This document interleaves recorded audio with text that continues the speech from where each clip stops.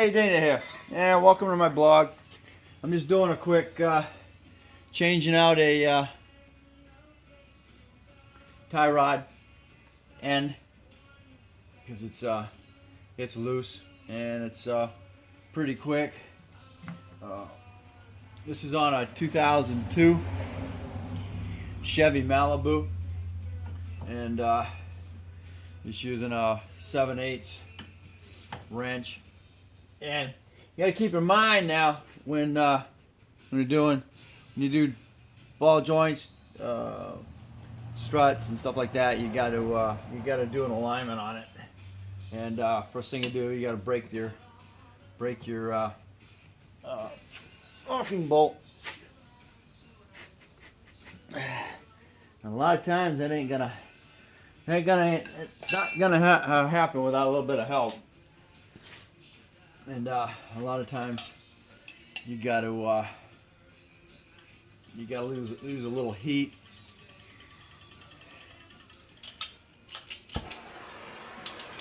And you can go right to any part store and get a little acetylene torch.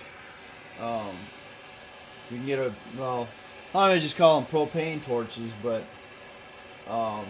the propane heats everything up instead of if you use this MAP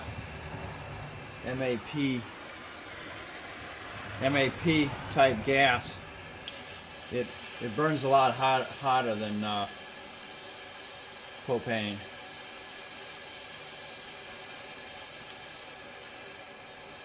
Just watch what you're shooting it at. If you got nothing flammable, always keep a fire bottle close at hand.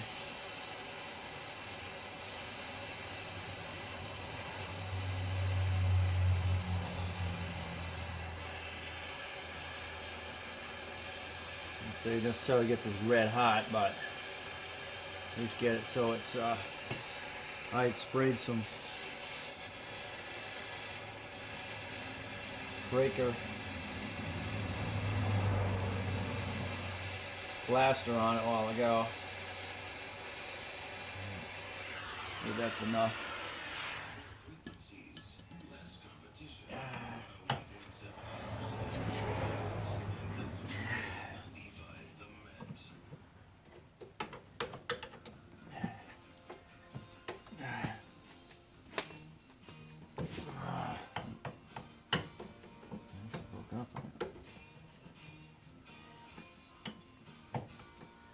And if you're the dealer or having it done, you're gonna be underneath it.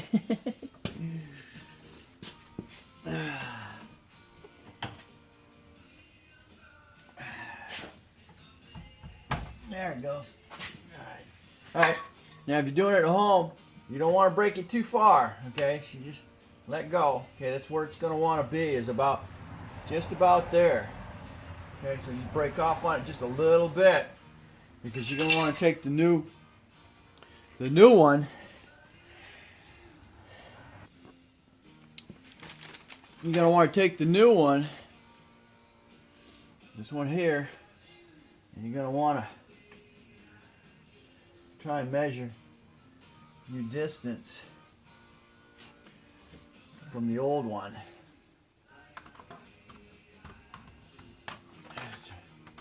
Got a light on this thing. Okay. So, and that's looking darn close to the same length. In fact, it's the same. It is the same. Depending on the manufacturer, it's going to be the exact same tie rod end.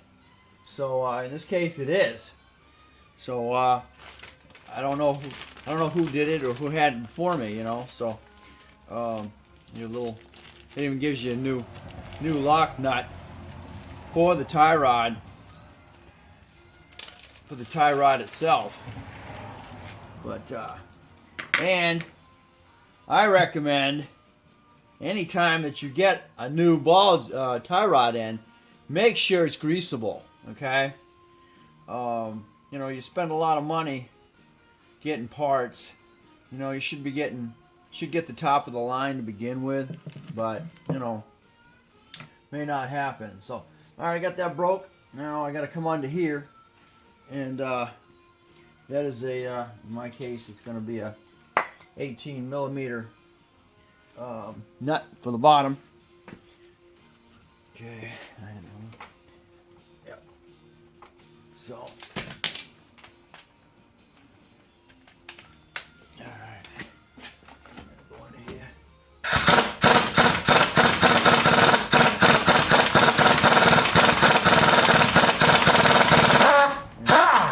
Well, she broke loose.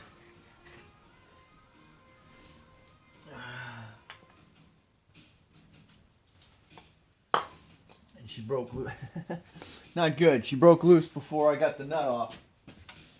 So now it's spinning. Tell you, nothing's ever easy.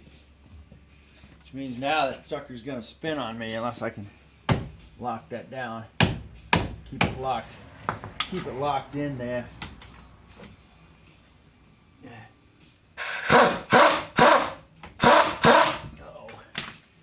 Ah. Never fails. Never fails. Now the nut's stuck and she's spinning, so I'm gonna have to do some modification here. Alright. I'm back. Nothing like the frickin' you're letting go before you even got the nut off. So I got a clamp. I clamp it back in, and now I'm heating up that nut, and it should pop right loose. There's always something. Nothing's gonna be simple. And if you're spending $70 an hour for that mechanic, they have to do this. So guess what? You know, it definitely adds up. So as much stuff as you can do on your own. See, I'm just going to change these out, and I'm going to take it down to my buddy, and he's going to align it. And I'm going to pay him for the alignment charge.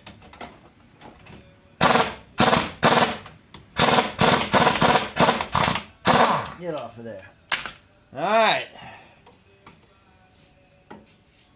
I'm going to take my clamp back off.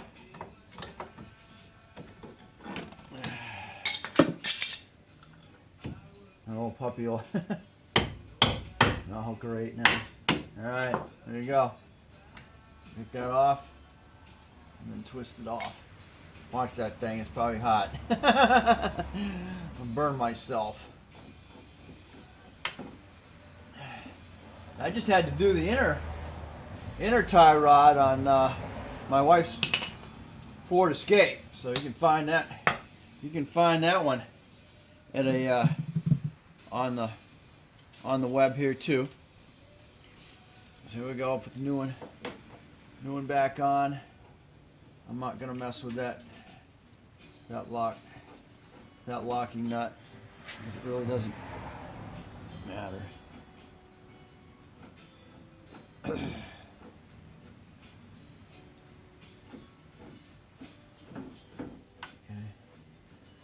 Take it back around. She should be real darn close to lining up.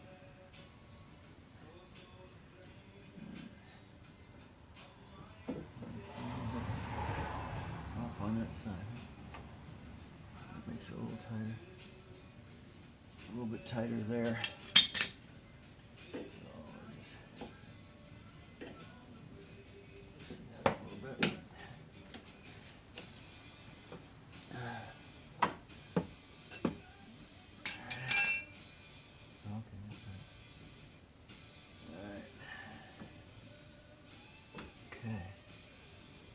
And that's all there is to it. Now you put the new nut back on it. Back out a little bit. There we go. Okay. Alright. You tighten that little grease fitting down. A 1/4 inch there. There you are. Oh, we got 10 mil.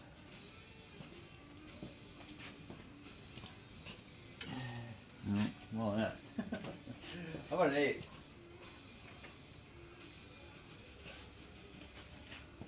Yeah. Oh, wait. That was an 8. Back to my other new pair. Well, sometimes we gotta use the good made too.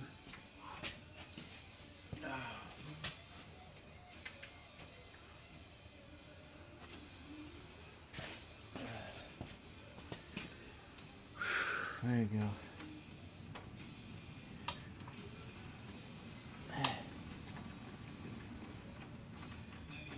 Tighten it down. There you go.